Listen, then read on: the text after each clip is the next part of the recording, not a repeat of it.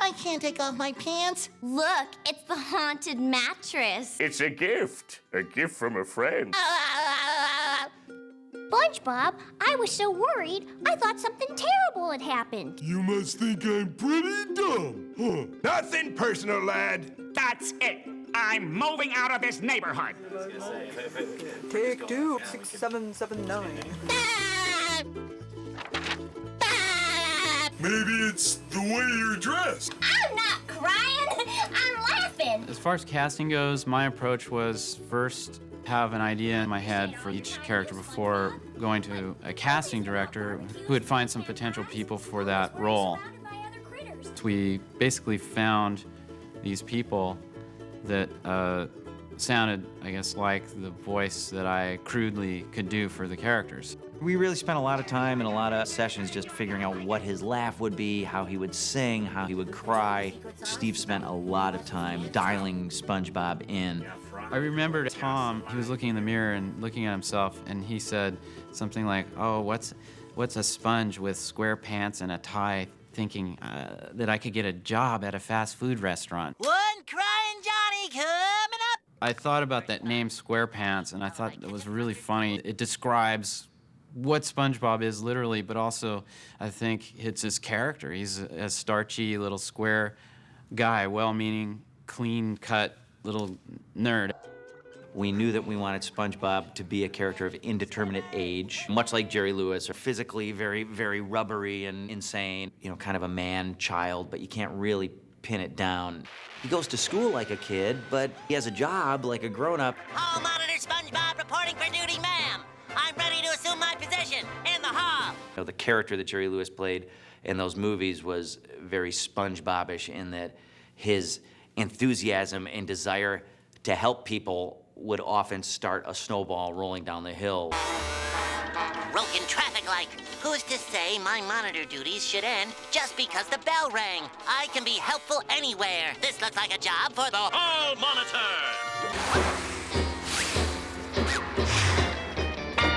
What would this town do without you, SpongeBob? Oh, my leg! My leg! The range, Where he was going to be, we knew that we wanted something really cartoony, but also munchkin-y. I remember thinking of the Munchkins. Follow the yellow brick road. as kind of a template, and then we kind of fine-tuned it from there so that it wasn't just a squeaky voice, So that there were highs and lows, and there was a thing that he did where he was trying to be cool and, hey, baby, you know, and then when he was scared, his voice would go up higher, and... SpongeBob is this kind of squeaky clean, small, impish character.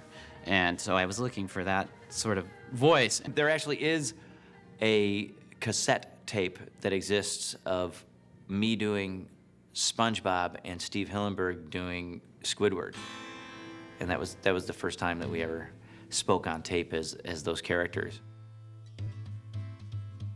Hundreds of creatures swim through these doors every day in our undersea community, depending on you to serve them nutritious, delicious, reasonably priced food in a clean, family-friendly environment. Look, I've been standing around on my tentacles since 8 o'clock this morning, and I don't have the strength to listen to this. Who depends on you may ask? Well, let's just start with the A's. No. Aaron Anchovy, LB Albacore. We decided to give him kind of a dolphin-y laugh. Now, the way you achieve that dolphin-y laugh is, first of all, you have to make a noise that your neighbors will find most distressing, which is like if somebody's letting the air out of you and you're a balloon. And then you take your hand on your Adam's apple and go,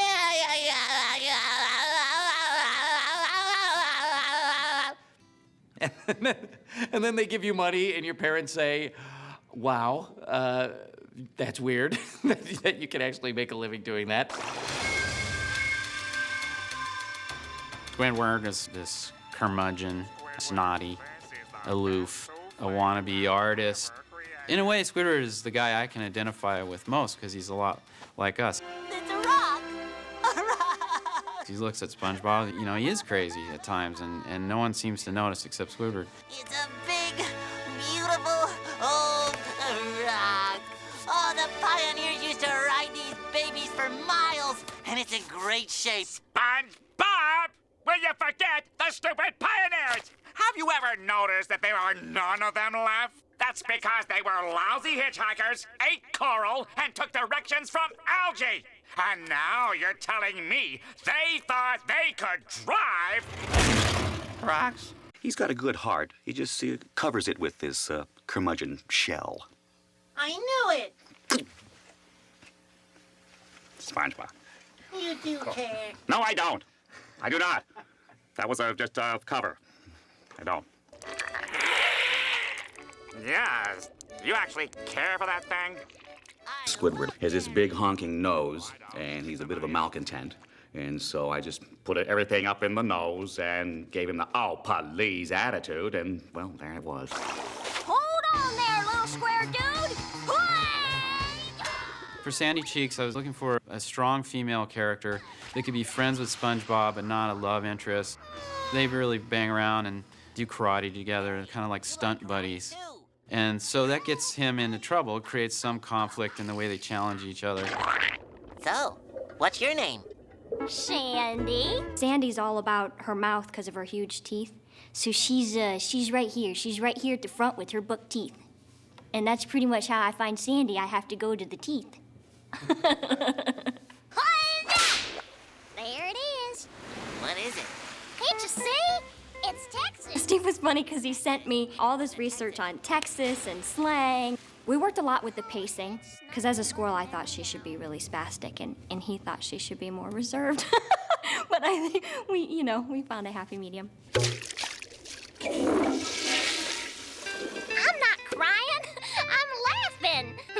I appreciate what y'all are trying to do, SpongeBob, but home isn't about barbecues and pecan pies. Home is where you're surrounded by other critters that care about you. I was trying to think of a role model of somebody who was smart and from that part of our country, and the person that came to mind was Holly Hunter. And I don't actually know where she's from, but that sound, you know? So you'll stay? I'm staying. Welcome home, Sandy! Hey, who needs dumb old Texas anyway? What did you say? Patrick is so he's very, very low in bass and not very quick. There it is, SpongeBob. The carnival is back in town. Finding the character was really about feeding off SpongeBob or goading SpongeBob. I sense no danger here. How could they be dangerous? They're covered with free cheese. All I know is Mr. Krabs said, Patrick, don't do that. Cheesy. No danger here. Go on, try it. But Mr. Krabs said... SpongeBob, let me ask you something. Does this look dangerous? Does this look dangerous? Does this look dangerous? When Patrick goes off, I thought of a couple of the great Shelley Winters performances. Shelley Winters gone bad. Boom, I mean, she's nuclear. Heart on stick, mustache! I kind of like to think of Patrick as having a little Shelley Winters in him. I don't think I look very much like Shelley Winters, but it's more just how I feel.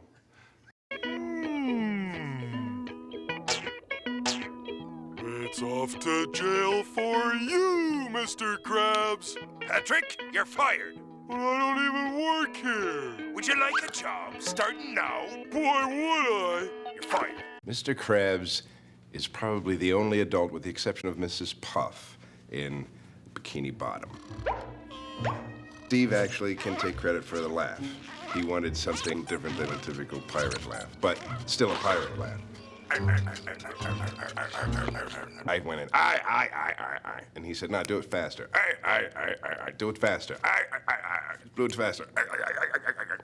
Think of it, Mr. Krabs. You will be responsible for bringing culture to this cultural wasteland we call Bikini Bottom. And not to mention the money. The money? He loves money, and that's really all you need to know.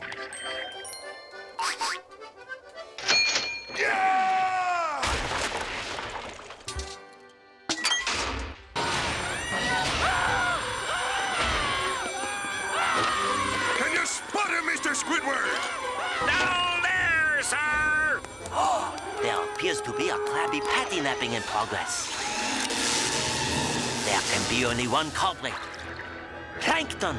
Finally, victory is mine. I win! I win! I win! Plankton's voice I read for as SpongeBob. So I actually did all the lines SpongeBob had in the pilot, but with Plankton's voice. And so he was saying stuff like, I'm ready, I'm ready. Hey, Gary, it's a beautiful day. Hear me, crabs. When I discover your formula for Krabby Patties, I'll run you out of business.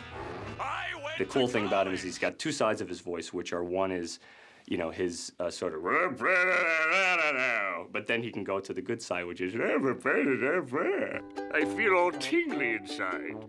Should we stop? No, that's how you're supposed to feel. Well, I like it. Let's do it again. Okay. F is for frolic through all the flowers. U is for ukulele. N is for nose picking, sharing gum and sun licking here with my best buddy. We've done some personal appearances, and little boys always come up and they want an autograph, and they slide over, you know, their paper to you, and they say, Plankton's always mean. And you feel this like energy of they completely love it. They completely, it's like, he's mean all the time. I love it. And you're just, it's funny because you could see it's the same thing I would have connected with as a kid. All knees will bow to Plankton. Hail Plankton! I win! I win!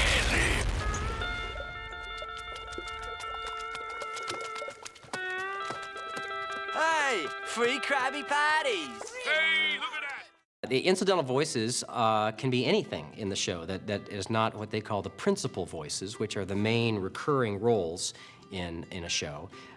They are the little boy, the guy ordering a Krabby Patty. It's something different every show. I play incidental characters on SpongeBob SquarePants. The Halloween episode, I played a little girl fish who was making fun of SpongeBob. And in the Christmas episode, I played a little girl fish who had lost their 2 front teeth. So I kind of move around here and there. What is an incidental voice?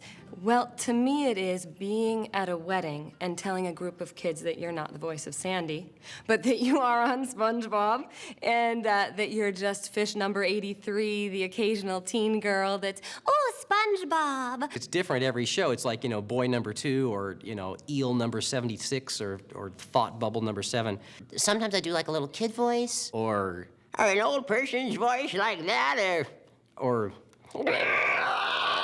monsters. Hello, brothers. Often I'm a copfish. Son, we're looking for the maniac. Have you seen this man? Yeah.